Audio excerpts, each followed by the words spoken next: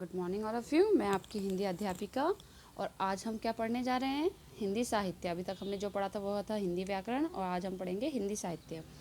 हिंदी साहित्य में कविता एक है, पर जो ये कार्य है आपको क्या करना है, एक अलग कॉपी में ये कार्य करना है और ये कार्य क्या जमा नहीं होगा, आपका ये कार्य जो है सबमिट नहीं होगा। तो आइए पहले हम पढ़ते हैं कविता एक। मन के भोले भाले बादल, झबर झबर बालों वाले गुब्बारे से गालों वाले, लगे दौड़ने आसमान में झूम झूम कर काले बादल। कुछ जोकर से तोंद फुलाए, कुछ हाथी से सूंड उठाए, कुछ ऊँटों से कुब्बड़ वाले, कुछ परियों से पंख लगाए। आपस में टकराते रह रहे शहरों से मत वाले बादल, कुछ तो लगते हैं तूफानी, कुछ रह रहे करते शैतानी, कुछ अपने थे लो से चुपके झरझर झरझर झर बरसाते पानी, नहीं किसी की सुनते कुछ भी ढोलक ढोल बजाते बादल, रह रह कर छत पर आ जाते फिर चुपके ऊपर उड़ जाते, कभी कभी जिद्दी बन करके बाढ़ नदी नालों में लाते, फिर भी लगते बहुत भले हैं मन के भोले भाले बादल। तो ये जो कविता है उनके कवि कौन है? कल्पनाथ सिंह है। और आपको यह कविता पढ़ के ही लग गया होगा कि इसमें किसकी बातें हो रही हैं। इस कविता में बातें हो रही हैं बादल के विषय में। तो झबर झबर बालों वाले बादलों के विषय में क्या कहा है कि उनके बाल कैसे हैं? बहुत ही घने हैं, झबर झबर वाले हैं और जो उनके गाल हैं गुब्बारों के समान फूल रखे हैं।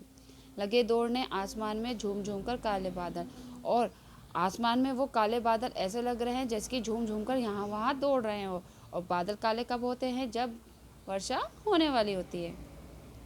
कुछ जोकर से तोंद फुलाए, कुछ हाथी से सूंड उठाए। आपको पता है ना, आपने बहुत बार आसमान में बादलों को देखा होगा तो कैसे लगते हैं? उनकी आकृतियाँ बहुत ही भिन्न भिन्न तरीके से लगती हैं। तो कुछ तो ऐसे लग रहे हैं जैसे जोकर के समान उन्होंने पेट को फुला रखा है, और कुछ ऐसे लग रहे हैं जैसे कि उन्होंने हाथी के समान सूंड बनाए हुए हैं, और कुछ बादल ऐसे लग रहे हैं जिन्होंने ऊँट के समान कैसी पीठ, ऊंची पीठ बनाई हुई है। कुछ परियों से पंख लगाए, और कुछ बादल ऐसे लग रहे हैं जैसे कि उन्होंने परियों के समान पंख लगा लिए हों। आपस में टकराते रह रहे चेहरों से मत वाले बादल, तो वो आपस में क्या कर रहे हैं? एक दूसरे से बादल टकरा रहे हैं और अपने ही मस्ती में झूम रहे हैं। कुछ तो लगते हैं तूफानी, कुछ रह रहे करते शैतानी। कुछ तो कैसे लग रहे हैं? कुछ तो तूफान की तरह लग रहे हैं और कुछ बहुत ही शरारती लग रहे हैं। कुछ अपने थैलों से चुपके झरझर कर बरसाते पानी, और बादलों के आपस में टकराने पर क्या होती है? वर्षा होती है। तो ऐसा लग रहा है कि बादल अपने थैले से, अपने झोले में से बारिश की बूंदों को निकाल रहा है। नहीं किसी की सुनते कुछ भी ढोलक ढोल बजाते बादल, बादल जब गरजते हैं तो वो किसी की बात नहीं सुनते, वो आपस में गरज रहे हैं जैसे क्या लग रहा है कि ढोलक बज रहा हो। रह रह कर छत पर आ जाते फिर चुपके ऊपर उड़ जाते। जब हम छत में से देखेंगे तो ऐसा लगता है कि वो छत के ऊपर आ चुके हैं और थोड़ी देर में वहाँ से क्या हो जाते हैं? उड़ जाते हैं, गायब हो जाते हैं। कभी कभी जिद्दी बन करके बाढ़ नदी नालों में लाते, और कभी तो वह इतने जिद्दी हो जाते हैं कि नदी नालों पर बाढ़ ले आते हैं। फिर भी लगते बहुत भले हैं मन के भोले भाले बादल, फिर भी जैसे भी हैं वो कैसे हैं? बहुत ही अच्छे हैं और मन के बहुत ही भोले हैं, और मन के भोले भाले होने के कारण वो क्या करते हैं?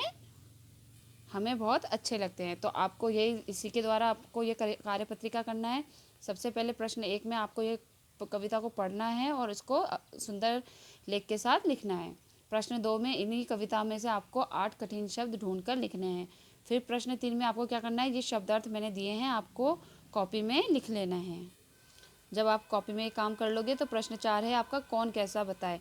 आपको बताना है कि कौन कैसा है। सूरज, चमकीली थाली, तो सूरज कैसा है? चमकीला है। और कैसे चमकीला कौन होती है? थाली। तो चंदा कैसा है? गोरा, किसी का मुखड़ा। ऐसे करके आपको ये फिल करना है। फिर तरह तरह के बादलों के चित्र बनाने हैं। काले काले बादल, आपको यहाँ चित्र बना के बताना है कि काले बादल कैसे होते हैं, और गुब्बारे से गालों वाले, और गुब्बारे के समान गालों वाले बादल कैसे होते हैं। तो और इसके पश्चात हम प्रश्न उत्तर नेक्स्ट कार्यपत्रिका में करेंगे। अभी के लिए आप इतना करें। धन्यवाद।